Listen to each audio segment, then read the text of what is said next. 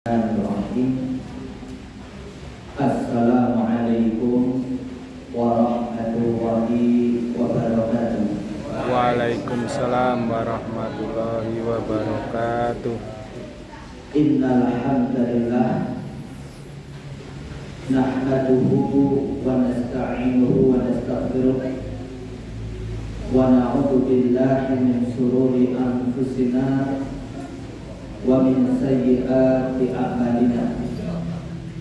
May yahdihillahu fala mudilla lahu wa man yudlil fala hadiya lahu. Wa asyhadu an la ilaha illallah wahdahu la syarika lahu wa asyhadu anna Muhammadan abduhu wa rasuluh. Allahumma shalli wa sallim ala nabiyyina Muhammad wa ala alihi wa sahbihi ajma'in, amma ba'd.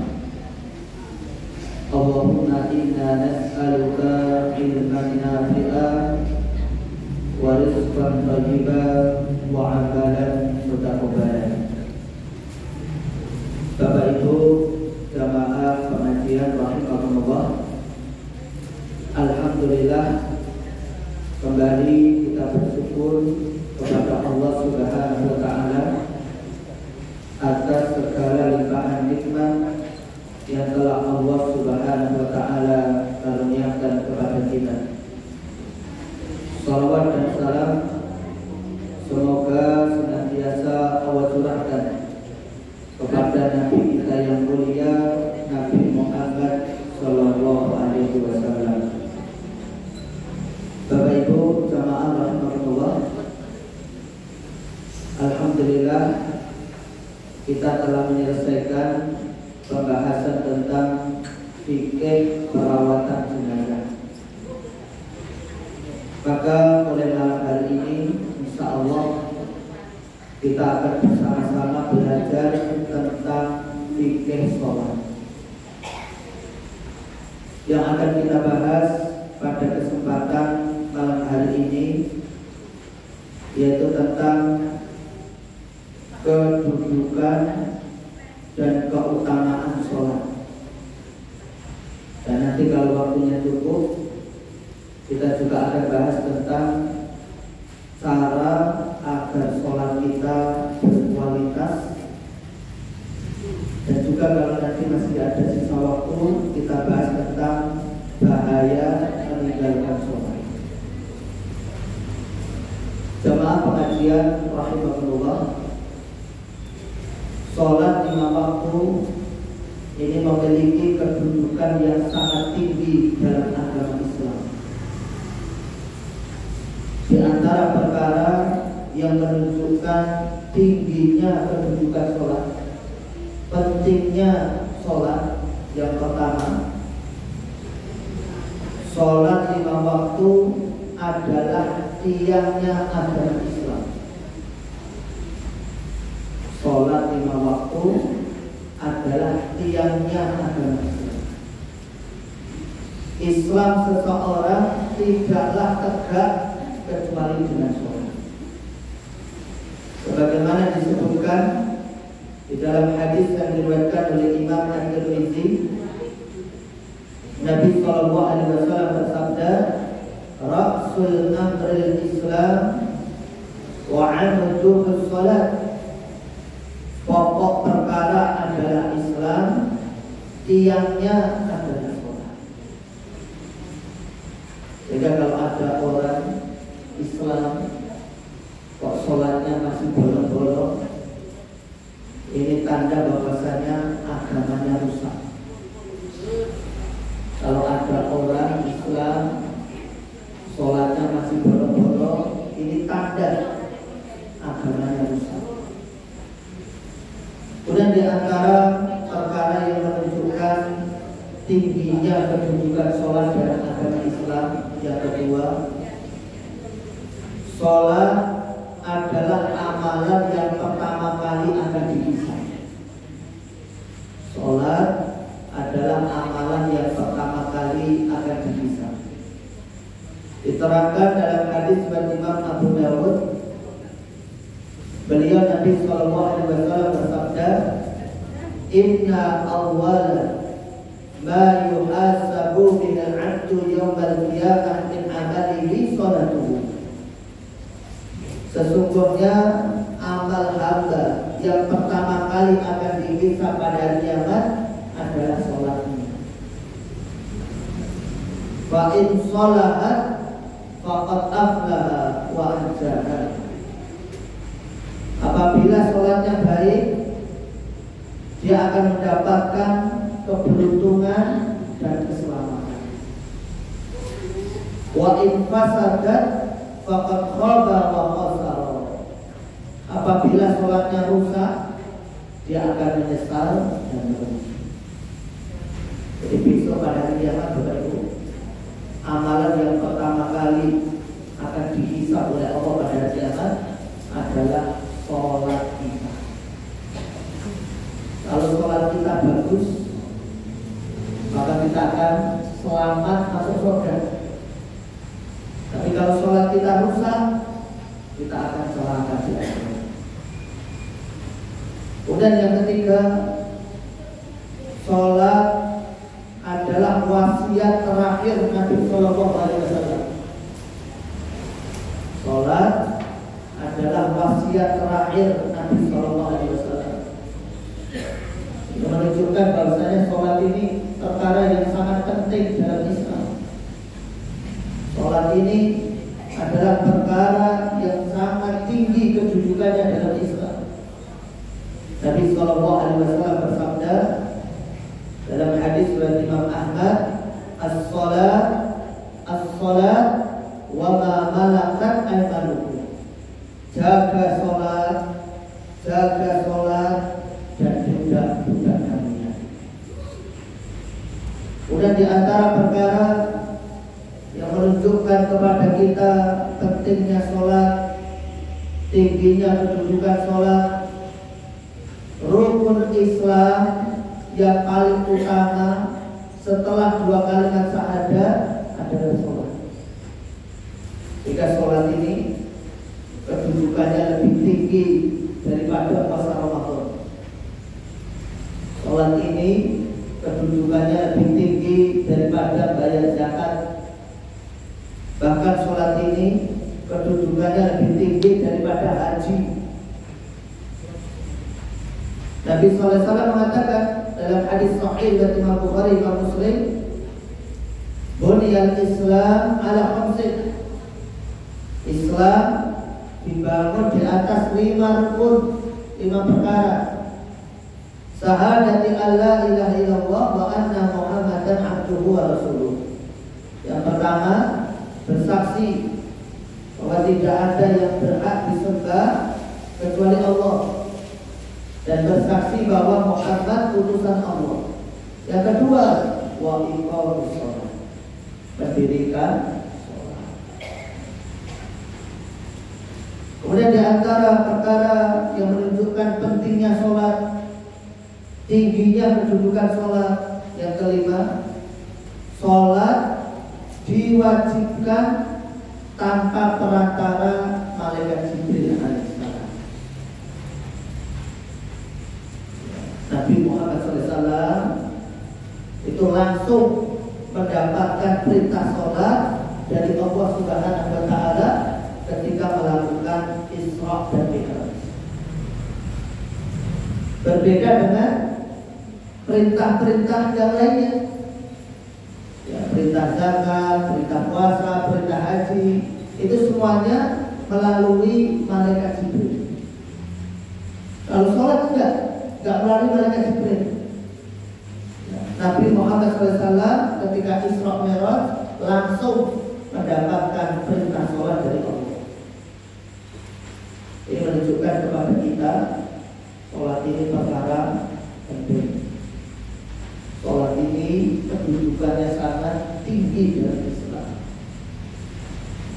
Kemudian yang keenam, semenjak anak-anak sudah diperintahkan sholat.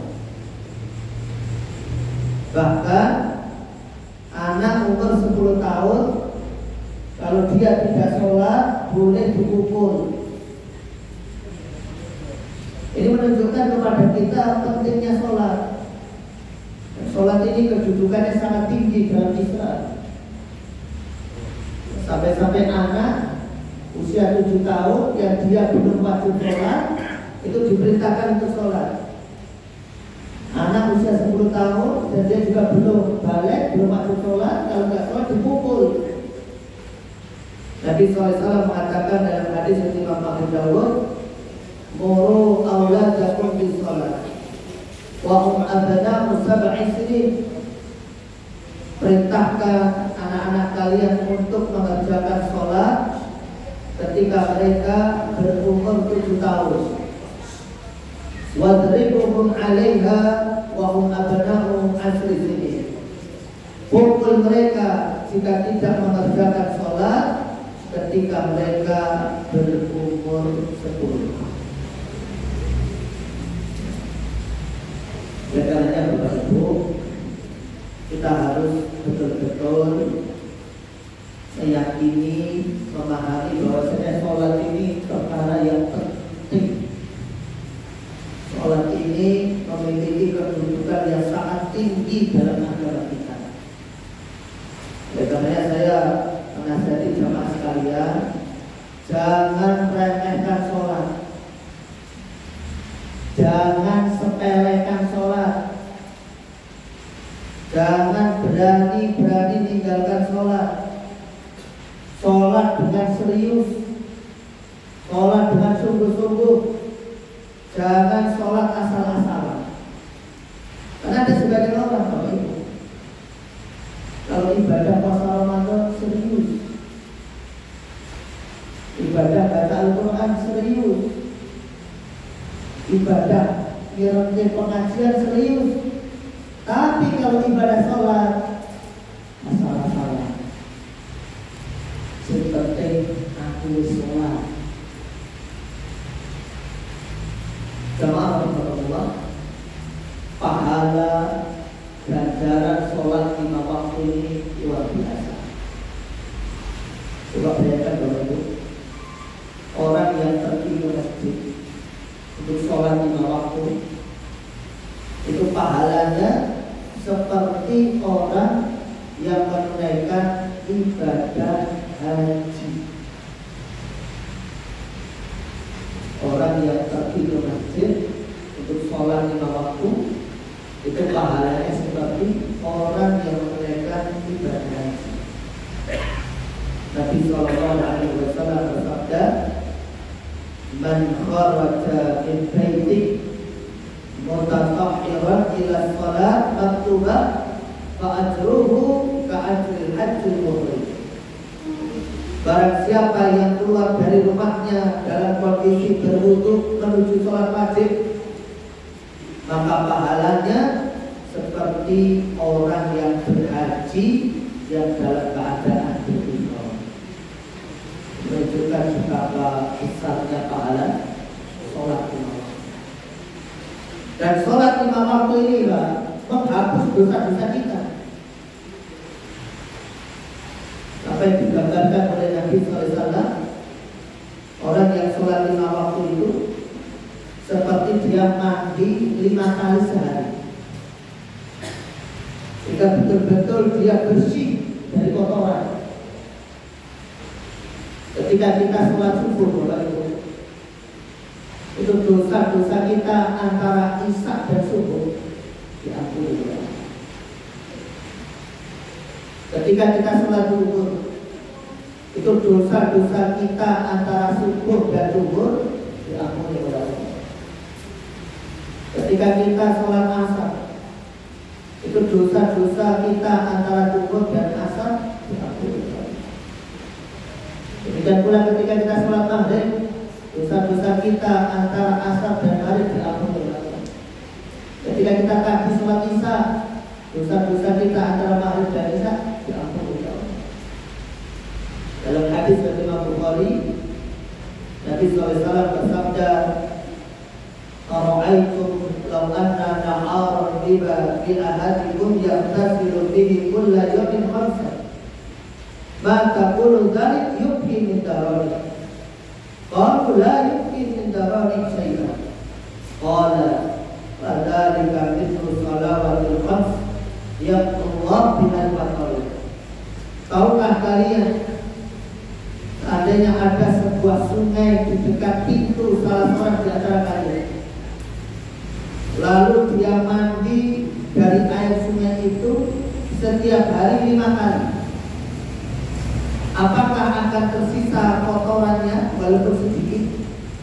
Sahabat jawab, tidak akan tersisa sedikit pun kotoran. Maka Nabi bersabda, maka begitulah perumpamaan sholat 5 waktu, dengannya Allah menghapuskan dosa. Berarti sholat 5 waktu ini bisa menghapus dosa-dosa. Timbul pertanyaan, bagaimana cara agar sholat kita ini berkualitas? Bagaimana cara sholat kita ini agar berkualitas, pahalanya besar, betul-betul bisa menghapus dosa? Cara yang pertama, sholat dengan niat yang ikhlas, yaitu kita sholat semata-mata mengharap balasan pahala dari Allah.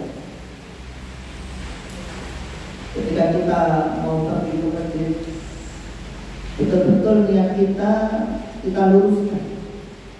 Saya ke masjid ini untuk jamaah, betul-betul karena ingin dapat pahala Allah, ridhonya Allah.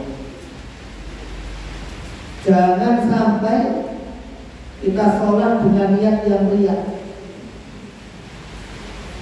Ya, sholat ini dipuji, sholat karena ingin dapat apresiasi orang. Kalau kita sholat kok niatnya riya, nggak dapat pahala. Rasulullah SAW bersabda dalam hadis dari Imam Bukhari, innamal a'malu binniyat wa innama liimri'in ma nawa. Sesungguhnya setiap amal itu tergantung pada niat, dan setiap orang akan mendapatkan ganjaran berdasarkan apa yang dia lakukan.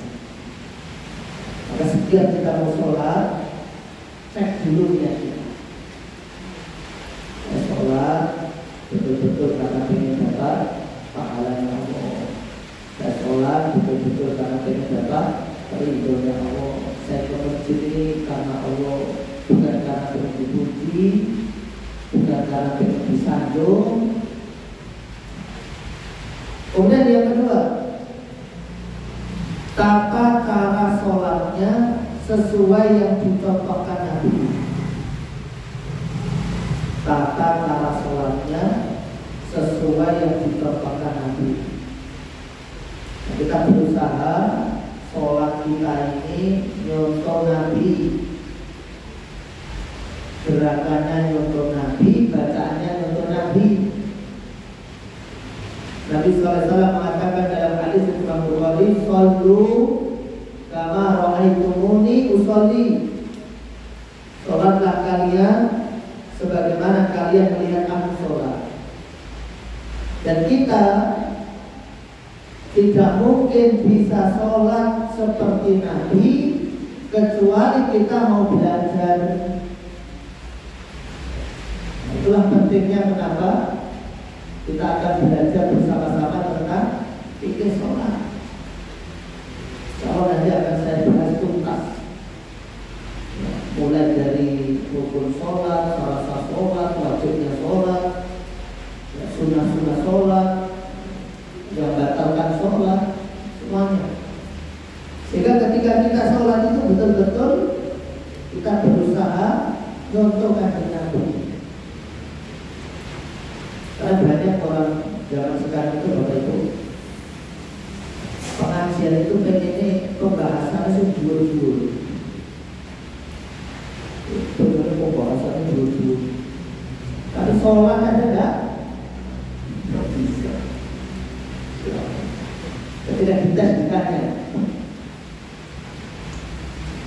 Kalau ada orang dia meninggalkan tasawuf awal secara sengaja, sholatnya batal atau tidak?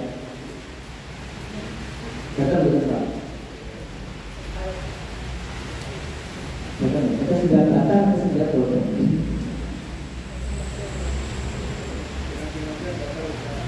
Sengaja batal. Kalau tidak sengaja,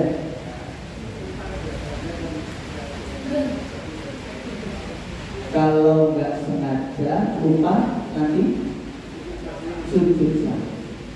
Kenapa? Karena tasawuf awal ini termasuk wajibnya. Banyak kaum muslimin tidak bisa membedakan mana rukun, mana wajibnya sholat. Maka kita perlu belajar. Kemudian di antara cara agar sholat kita berkualitas nomor 3, sholat di awal waktu. Jadi agar sholat kita pahalanya besar, kita berusaha sholat tepat waktu. Jangan nunda-nunda waktu sholat. Kalau kita sudah mendengar azan, segera ambil air wudhu ke masjid. Nabi SAW pernah ditanya tentang amalan apa yang paling afdal. Nabi jawab dalam hadis Imam Abu Dawud, as-sholatu di awali waktunya. Sholat di awal waktu. Kemudian yang keempat, sholat dengan khusyuk. Nah ini yang paling berat ini. Sholat dengan khusyuk. Pahala sholat seseorang itu tergantung kekhusyukannya. Kalau dia sholatnya kok nggak khusyuk, ya pahalanya sedikit. Jika kata Nabi, ada orang sholat pahalanya hanya tercatat 1/10, ada yang 1/9, ada yang 1/8, ada yang 1/7, tergantung kekhusyukannya. Kata Nabi SAW dalam hadis Imam Abu Dawud, inna rajul la yansarif wa ma kutiba lahu illa husnu sholatihi usukuha, tukumuha, subuhuha, sudusuha, dukusuha, rubuhuha, suruhuha, nisbuha.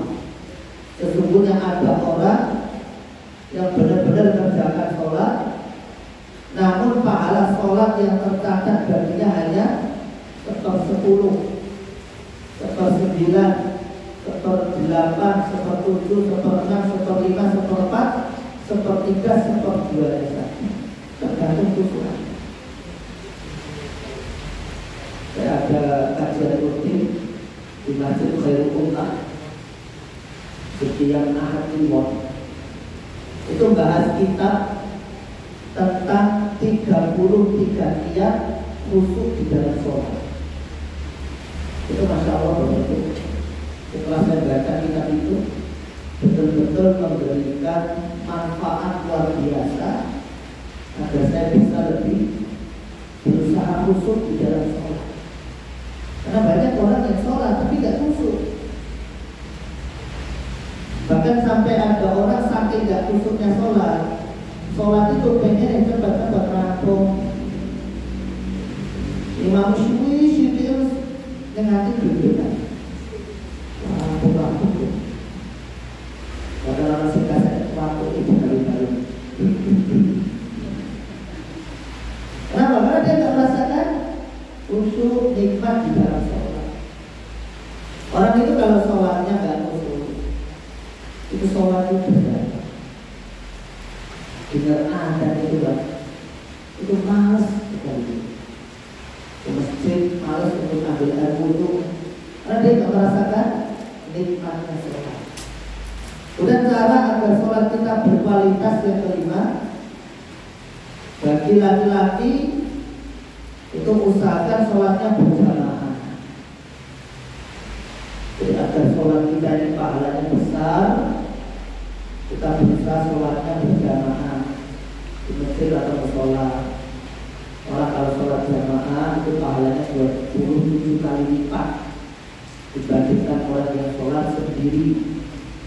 Nabi SAW mengatakan dalam hadis sahih Imam Bukhari, sholatul jamaah afdal min sholatil fardhi bi sab'in wa isrina darajah.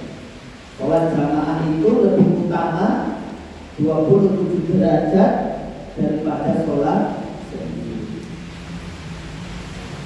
Bapak Ibu yang dimuliakan oleh Allah Subhanahu wa taala,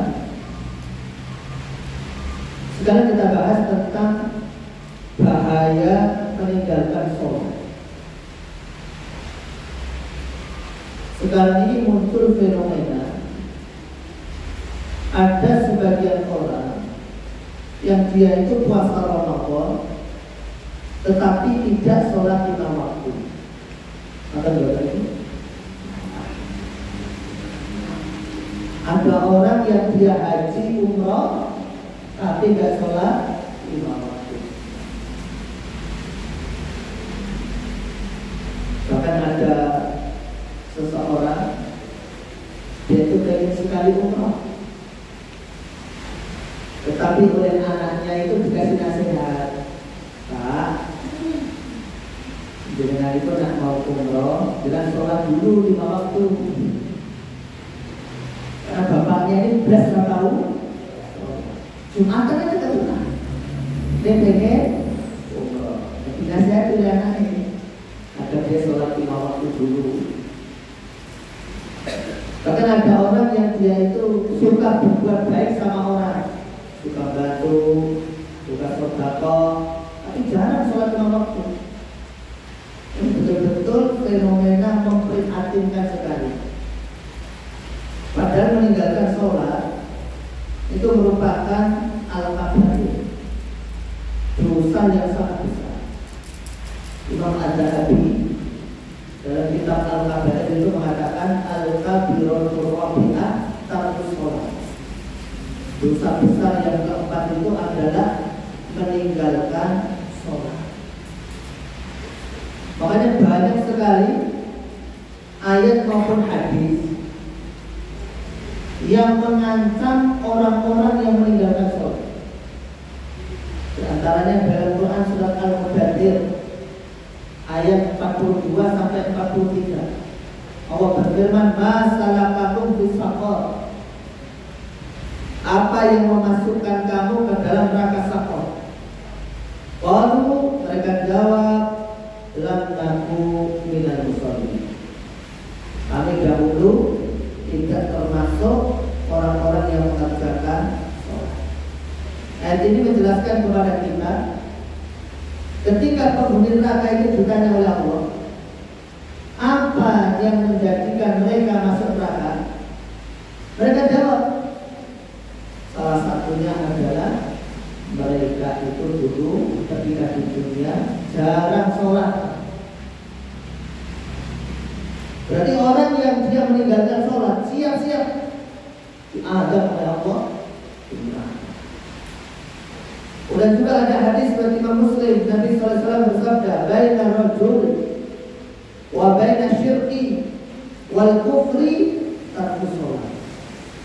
Pembeda antara orang Islam dan syirik serta kekafiran adalah meninggalkan sholat. Dalam hadis yang lain dari Imam At-Tabari, bainal abdi wa bainal kufri wal iman as-shalah. Fa idza tarakaha faqad asra. Pembeda antara seorang hamba mukmin dengan kekufuran dan keimanan sholat, apabila dia meninggalkan sholat, maka dia telah syirik. Dan juga dalam hadis yang Imam Bukhari, Nabi mengatakan, "Man taraka sholatal 'ashri faqad habita 'amaluhu." Siapa yang meninggalkan sholat asar, maka terhapus amalnya. Dan para ulama menjelaskan tentang hukum meninggalkan sholat. Orang yang meninggalkan sholat itu ada dua model. Model yang pertama, meninggalkan sholat karena meyakini sholat itu tidak wajib. Orang model seperti ini kafir menurut kesepakatan para ulama. Apakah ada orang seperti ini? Ada, Pak. Saya pernah ketemu dengan orang, Pak. Jadi cerita sama saya, yaitu mungkin setahun atau 2 tahun tidak sholat sama sekali, Pak. Padahal bicara ustaz, Pak. Dia nggak sholat itu, Pak, karena dia punya pemahaman liberal. Kalau menurut dia sholat itu tidak wajib.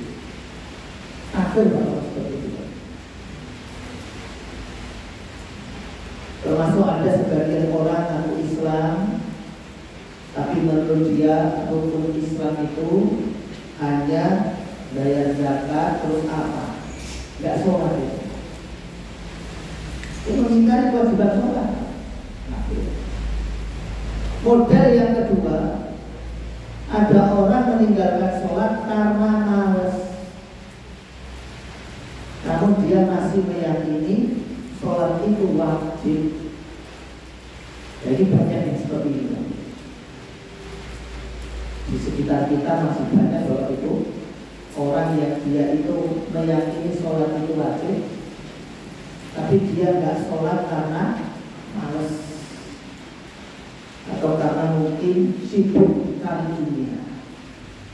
Nah, orang model kedua ini, Pak, para ulama berbeda pendapat. Ada yang mengatakan orang yang meninggalkan sholat karena malas, selama dia masih meyakini sholat itu wajib, dia masih muslim, tetapi dia telah melakukan dosa besar, bahkan dosanya lebih besar daripada mencuri, berzina, minum khamr, merampok, pembunuh.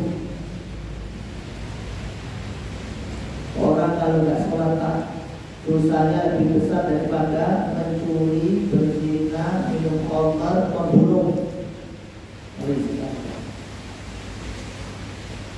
Jadi pendapat dari Islam. Kemudian yang kedua, ada ulama yang berpendapat orang yang meninggalkan sholat, meskipun dia itu meyakini sholat itu wajib, dia meninggalkan sholat karena malas, dia kafir.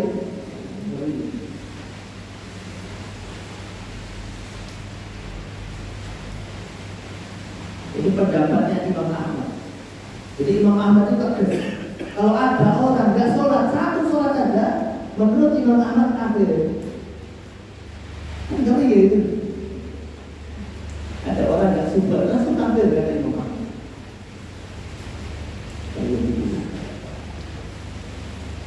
Pendapat yang ketiga, ini pendapat yang dipilih oleh Imam Az-Zahabi dalam kitab Al-Kabair.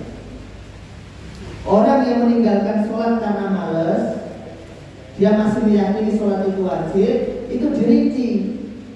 Kalau dia meninggalkan sebagian sholat dan masih sholat sebagian muslim, tapi kalau sehari kok gak subuhan, gak kemuran, gak asaran, gak maghrib, gak isya, langsung kafir dari Allah.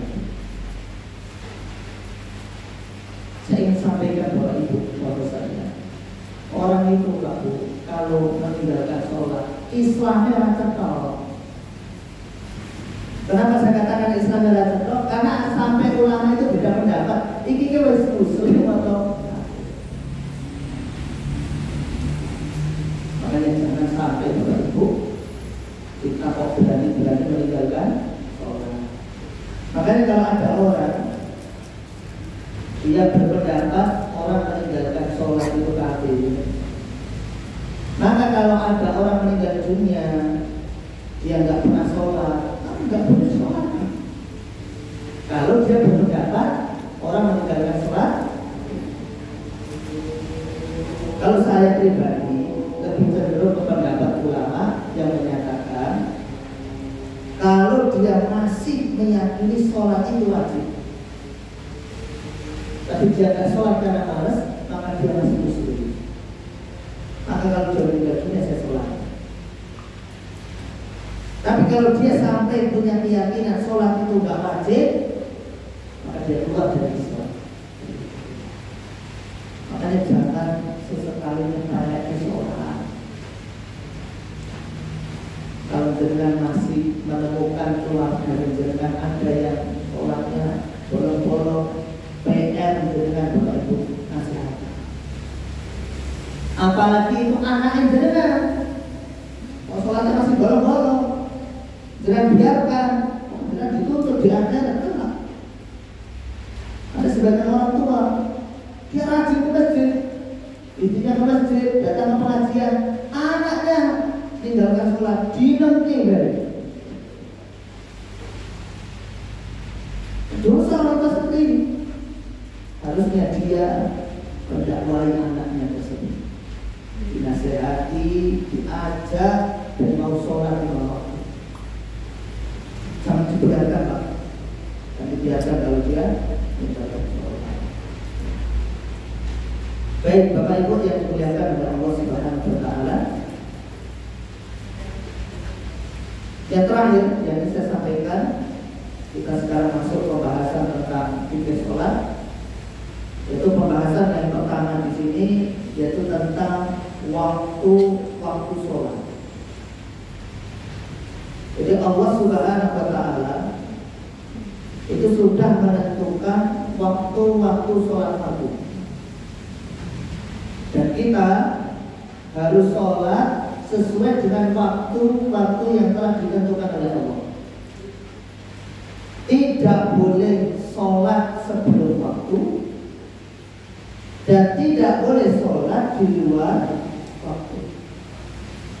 Allah Ta'ala berfirman di dalam Quran surat An-Nisa ayat 103, kata Allah, inna sholata kanat 'alal mu'minina kitaban mawquta. Sesungguhnya sholat itu adalah fardu yang ditentukan waktunya atas orang-orang yang beriman. Yang pertama, waktu sholat zuhur. Waktu sholat zuhur itu dimulai sejak tergelincirnya matahari hingga bayangan benda sama panjang dengan benda tersebut.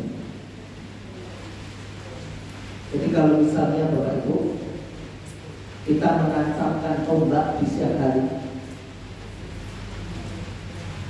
kemudian tombak itu tidak ada bayangan sama sekali, itu menunjukkan belum masuk waktu sholat. Bahkan itu termasuk waktu yang dilarang untuk sholat. Itu adalah pas matahari berada di tengah-tengah. Namun ketika matahari itu sudah bergeser ke arah barat, nanti benda itu akan muncul bayangan. Itu berarti sudah masuk waktu sholat. Sampai kapan waktu sholat itu? Sampai bayangan benda sama panjang dengan benda tersebut. Jadi kalau ada benda tingginya 3 meter, kemudian bayangannya juga sepanjang 3 meter, maka itu sudah berakhir waktu sholat. Akan tapi Bapak Ibu, kalau dalam kondisi udara sangat panas seperti di Madinah, terutama zaman dulu, maka sunnahnya mengakhirkan waktu sholat zuhur. Mungkin sholat zuhurnya jam 2 kalau kondisi panas.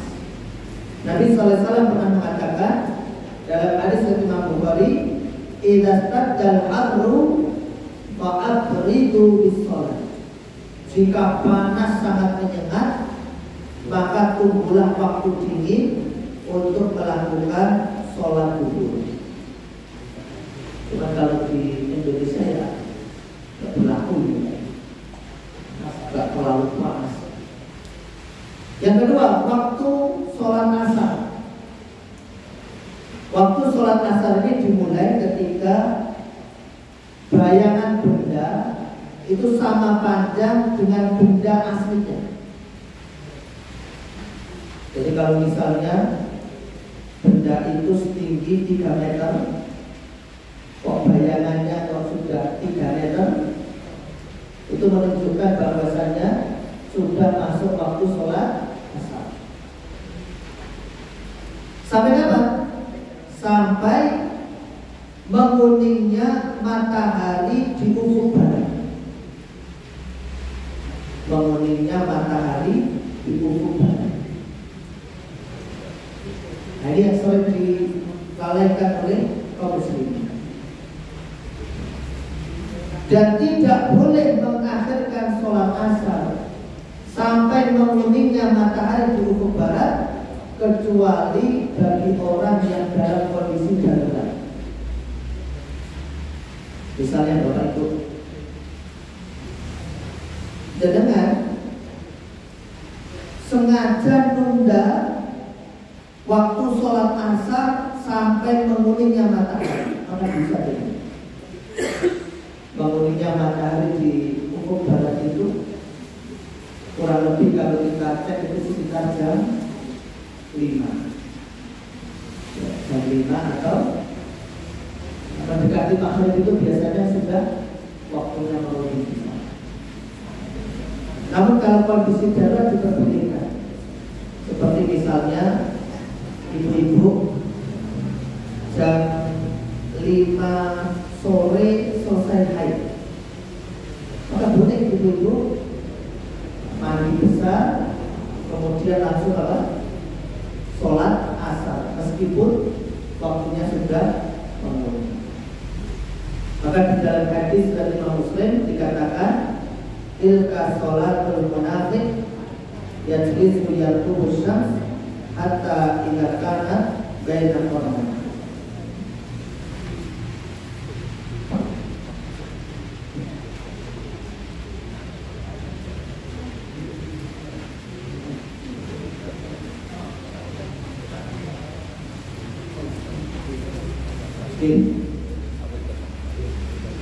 Innalillahi wa inna ilaihi raji'un. Ada berita lalu, mari kita doakan saja untuk kita tutup majelis alim kita.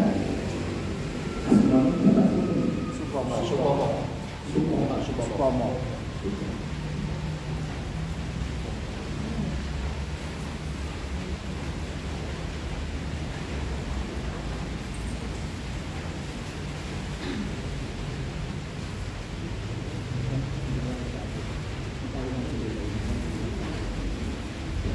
Mari kita doakan sama-sama, kemudian kita tutup dan doakan kita. Alhamdulillahirabbil alamin. Allahumma shalli ala Muhammad wa ala ali Muhammad kama shallaita ala Ibrahim wa ala ali Ibrahim innaka Hamidum Majid. Allahumma barik ala Muhammad wa ala ali Muhammad kama barakta ala Ibrahim wa ala ali Ibrahim innaka Hamidum Majid. Allahumma ighfir lahu warfa' darajatahu fil mahdiyyin wa khluqhu fi aqibati fil ghabirin waghfir lana wa lahu ya rabbal alamin wassallahu fi qabri wa nawwir lahu fi rabbana